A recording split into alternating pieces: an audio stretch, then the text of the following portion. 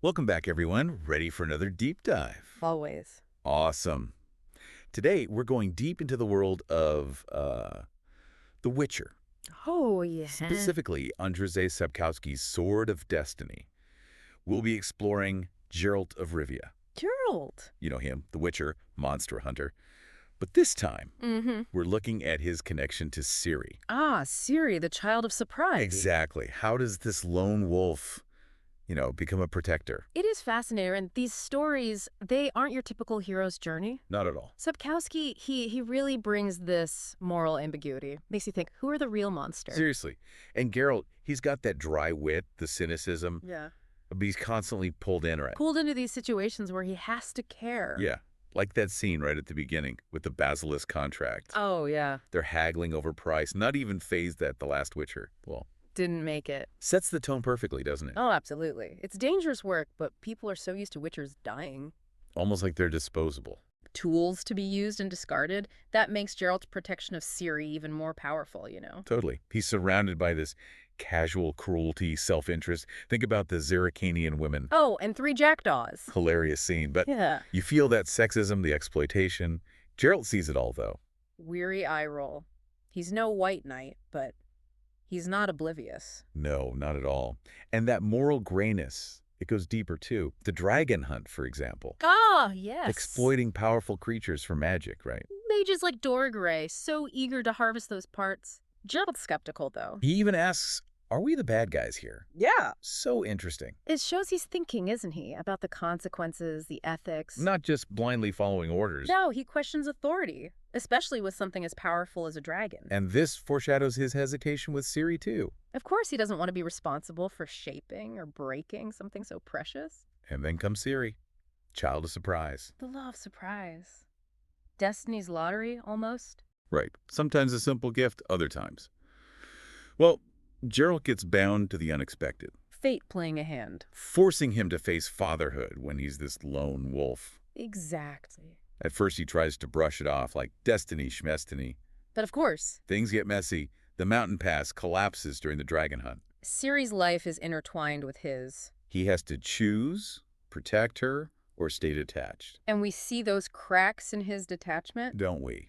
He might not admit it, but he's drawn to her. He sees something special, worth protecting, even if it upends his whole life. And then she ends up with the dryads. Brookhighland Forest. And not your friendly nymphs. These are fierce protectors. That moment when Brain shoots an arrow past Ciri's ear, Chilling. they're serious about their world. It sets the stage for Geralt's conflict as he goes to find her. He's battling his own demons alongside those monsters. Oh, absolutely. Part of him wants to walk away, but But that responsibility, the connection, he can't deny it. you see it in his interactions with Eithne, the leader of the Dryads. Oh, she is adamant that Ciri stays there. Becomes one of them. Geralt struggles with that. He knows Ciri's destiny, but But he understands the dryads, too. yes. There's that line when they argue about destiny and choice. Oh, I love that line. It's like he realizes some things are beyond his control, But but he still has to choose. even if it hurts. And it's not just Gerald dealing with destiny. Ciri's a force herself. Not a helpless princess, no. Headstrong, defiant. You can see the powerful woman she'll become. Oh, yeah. When she refuses to learn archery from Bran, hilarious. Absolutely. And Prince Kistrin, no way. I won't be a material for anyone. Such a powerful statement. Especially in a world where women are often pawns, right? Absolutely. It hints at the challenges they'll face, trying to control their own lives. But here's the thing. Ciri's almost drawn to her destiny. She doesn't just accept it, that a witcher will take her away. She embraces it. There's a connection there, beyond circumstance. Even Geralt can't ignore it for long. And you really feel that connection when Geralt tries to leave Brokilon without her. Oh, that goodbye. Heartbreaking. It is, you can sense his reluctance, like leaving something precious behind. And then, that dream he has. The woman in silver armor covered in blood, warning him about destiny. Spooky, but insightful too. Right. It foreshadows the sacrifices, you know, the potential for loss, the thing Geralt fears most. He wants to protect Ciri, But that attachment, it brings pain. it does. And then their reunion is even more powerful because of that. Oh, she's waiting for him at the edge of the forest, practically bouncing with excitement. She knows, doesn't she? On some level. I think so. And Geralt's reaction, telling. The biggest surprise I have ever met. It's not just a quip. No, it's him starting to let go. To see Ciri as more than just destiny. More than a burden. Mm. And his medallion, when it reacts to her, Goosebumps. it's like, hey, universe, these two are meant to be. Confirmation, their fates are tied together. But it's not all sunshine and rainbows from here. No, leaving Brokilon, they find that scene, and it's a reminder of the darkness. It is. Cintrian soldiers investigating a massacre. Their cruelty towards the non-humans. Yeah. Chilling. It's that deep-seated prejudice fueling the conflict. Humans versus non-humans. And a glimpse of those bigger political tensions, the ones that will impact Geralt and Ciri. Speaking of which, their next encounter throws a wrench in things. Mousesack. The druid, sent by Ciri's grandmother, Queen Calanthe. He's like, Geralt, no escaping this. You protect her. Mousesack is that voice of wisdom, you know. He gets destiny, sees Geralt as the protector. But Queen Calanthe! Oh, not buying it. She's powerful, used to control. Not about to let some prophecy decide things. Her trying to bribe Geralt with gold. Desperation. She thinks she can buy her way out. But deep down, I think she senses the danger. I sometimes feel that I am seeing you for the last time. Her words to Geralt. Foreshadowing. Right. Something bad is coming. But before we get there, there's this other crucial aspect in Sword of Destiny. Oh, yes. Not directly about Ciri, Yeah. but it reveals so much about Geralt's capacity for connection. His relationship with Yennefer. Oh, Yennefer. Mm.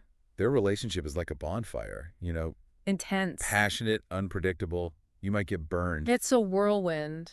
Emotions, arguments, that undeniable attraction. They challenge each other, push each other's buttons, but that pull brings them back. It does. Makes you wonder, can true love even exist? In a world like this, where magic, destiny, it all plays a role. Are their feelings genuine? Or just circumstance. that story, A Shard of Ice, explores this beautifully. In Edginvale, the city's name itself means shard of ice in Elder speech. Talk about setting the mood.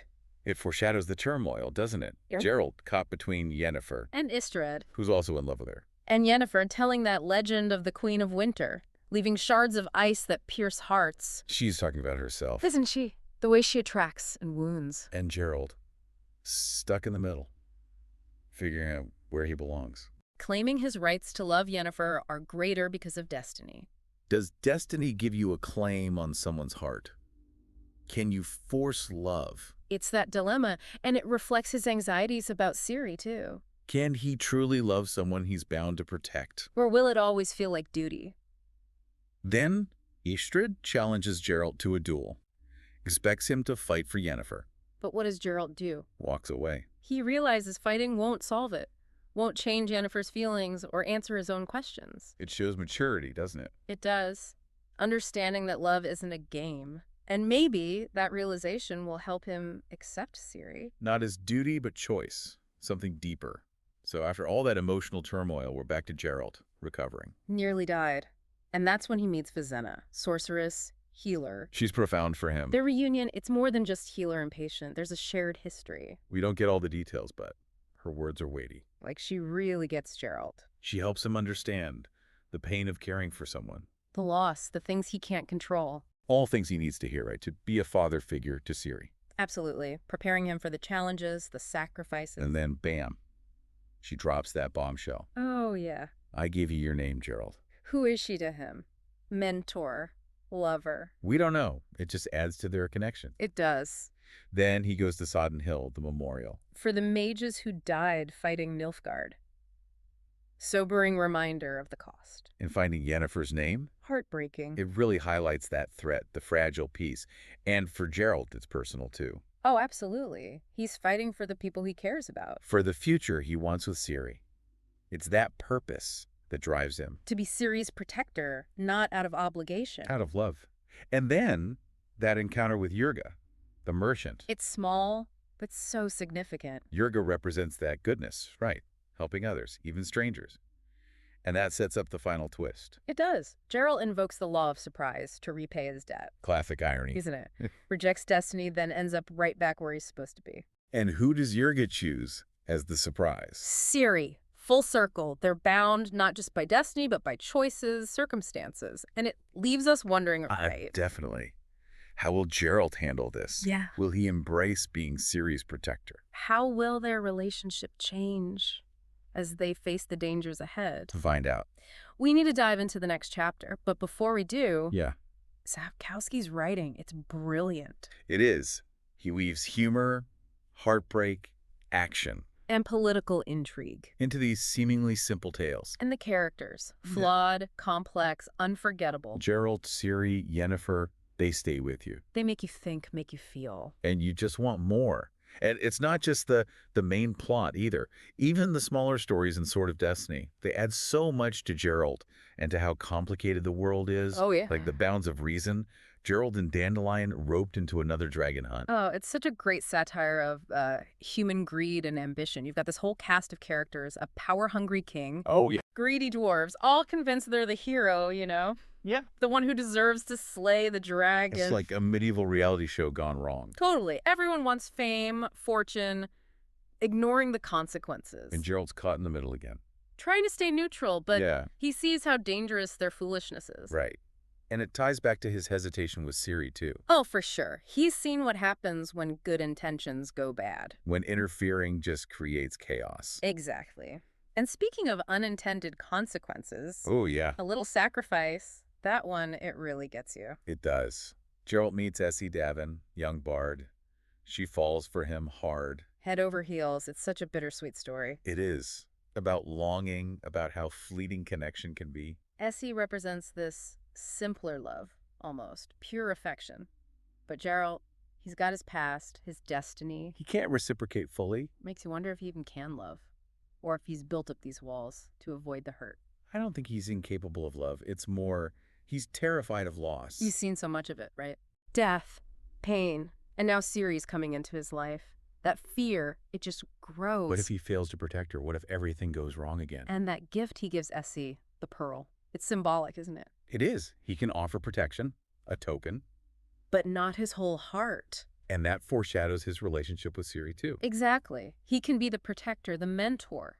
But can he be the father figure without risking himself? These smaller stories, they give us so much context for Geralt's journey. Don't they?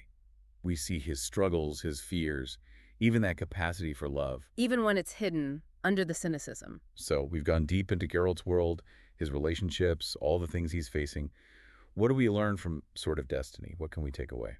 For me, it's that power of choice. Even with Destiny, characters like Geralt, Ciri, they make choices. They shape their own paths. That's huge, right? Especially in a world that feels so chaotic. It is. Geralt choosing to protect Ciri. Ciri defying expectations. It shows we're not just pawns. And connected to that, acceptance. Oh, yeah. Geralt resists destiny for so long, but he learns to embrace what he can't change. Fighting the tide is pointless. He lets go, and that's what lets him grow. Open himself up to love, connection. It's beautiful. Sword of Destiny is such a masterclass in storytelling. It is. Complex themes, those captivating characters. Like the world, familiar but also totally unique. And it reminds us, even with magic, monsters. It's the human stories that matter. The emotional connection. Exactly. So if you haven't read the full Sword of Destiny collection yet, Do it. It's essential if you want to understand The Witcher. truly. And as you go through those stories, think about this. How will Geralt's past, all that he's learned about love, loss, responsibility, Yeah. how will it shape how he raises Ciri, how he trains her? That's a question that sticks with you. It does. Yeah. And that's the power of Sapkowski.